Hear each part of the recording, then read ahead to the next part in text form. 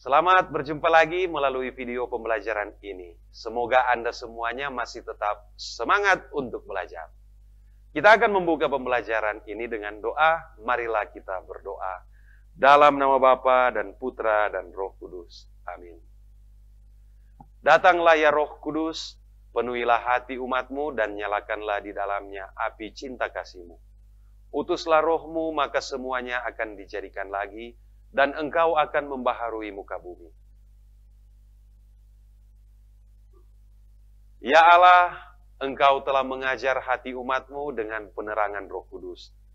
Berilah supaya berkat Roh yang kudus itu, kami senantiasa berpikir benar dan bijaksana, serta selalu bergembira karena penghiburannya. Demi Kristus Tuhan dan pengantara kami. Amin. Dalam nama Bapa dan Putra dan Roh Kudus. Amin. Pada pembelajaran sebelumnya, kita sudah memahami bahwa Allah berkehendak untuk menyelamatkan manusia. Dari pihak manusia perlu tanggapan. Tanggapan itu nampak dalam iman. Pada pembelajaran ini kita akan membahas tentang iman, tetapi lebih khusus lagi tentang beriman Kristiani.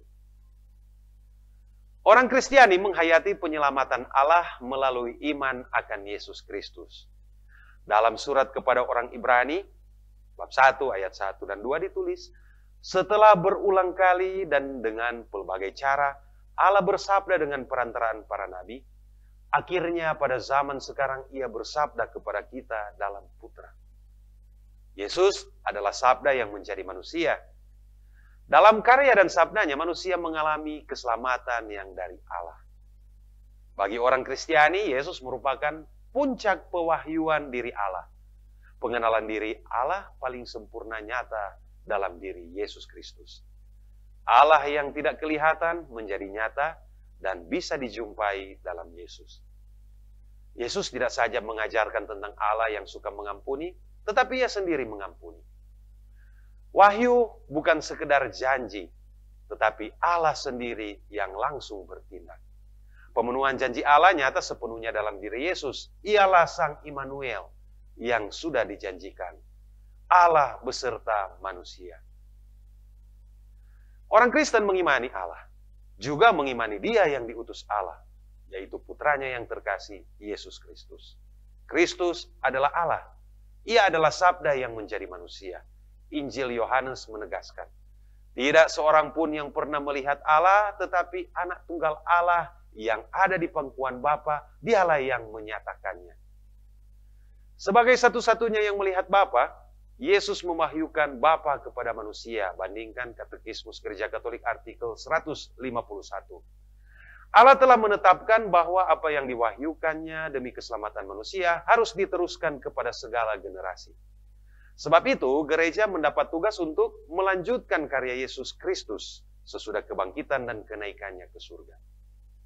Adik-adik yang baik, secara umum iman Kristiani dirumuskan dalam kredo atau dalam pengakuan iman.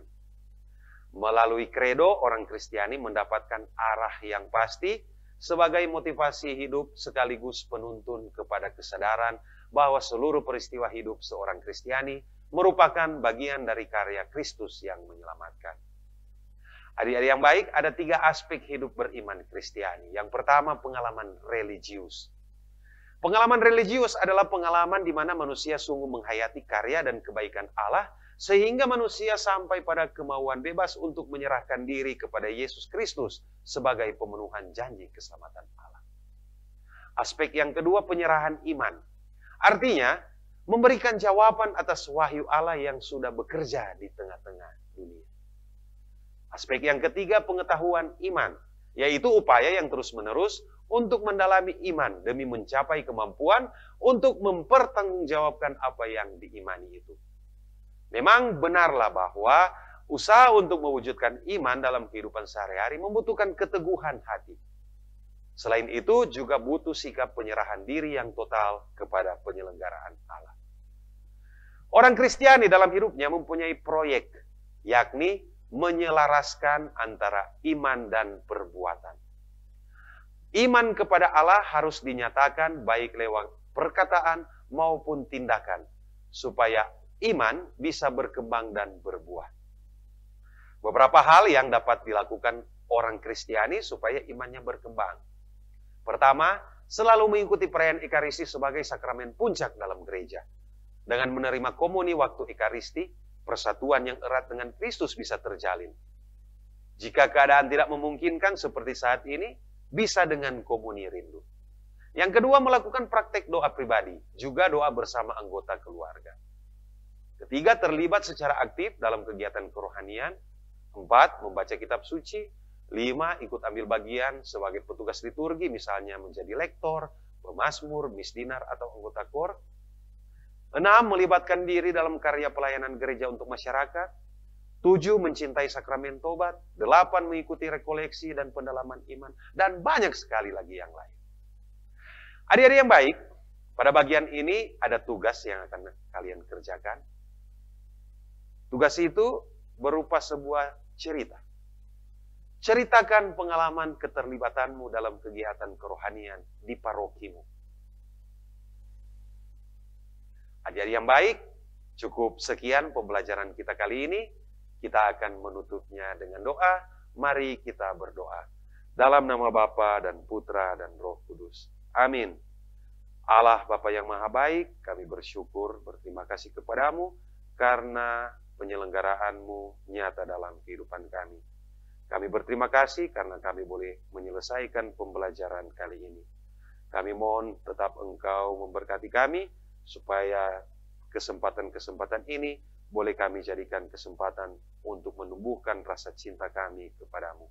Demi Kristus Tuhan dan pengantara kami. Amin. Dalam nama Bapa dan Putra dan Roh Kudus. Amin.